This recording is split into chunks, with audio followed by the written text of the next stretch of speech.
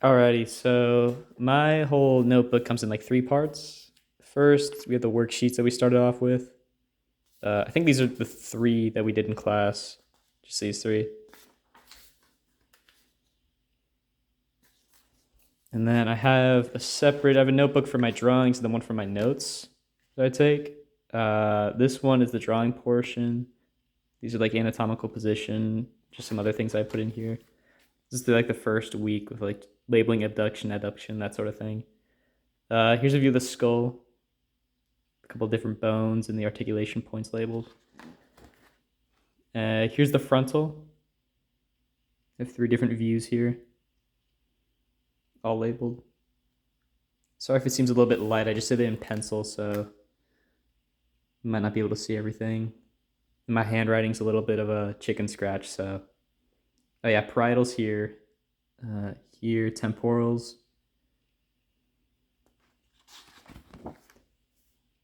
Here's occipital.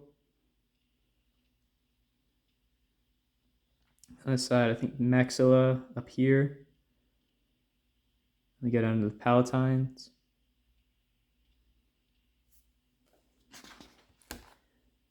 Over here, have the vomer, inferior nasal concha, and the ethmoid. And then lacrimal right down here. Nasal up here. The zygomatics, and the mandible. And then the sphenoid. Two views for that. And endocranial view of the skull with everything labeled in there. That's it for most of the skull. And then here's the teeth section. Got some charts. Some different dental arcades.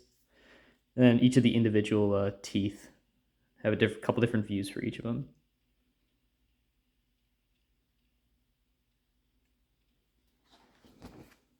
Over here, and then I went ahead and went back and redid them. These were specifically like identifying in between different types of teeth.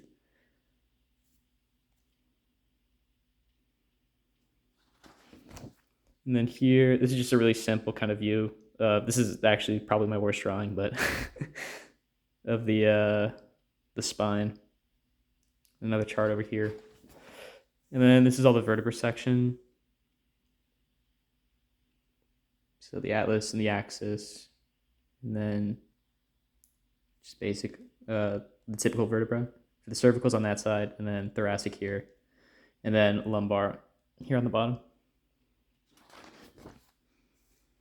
Then sacrum, sternum, coccyx, and then over here are ribs. It starts with the typical rib, and then did rib 1 here.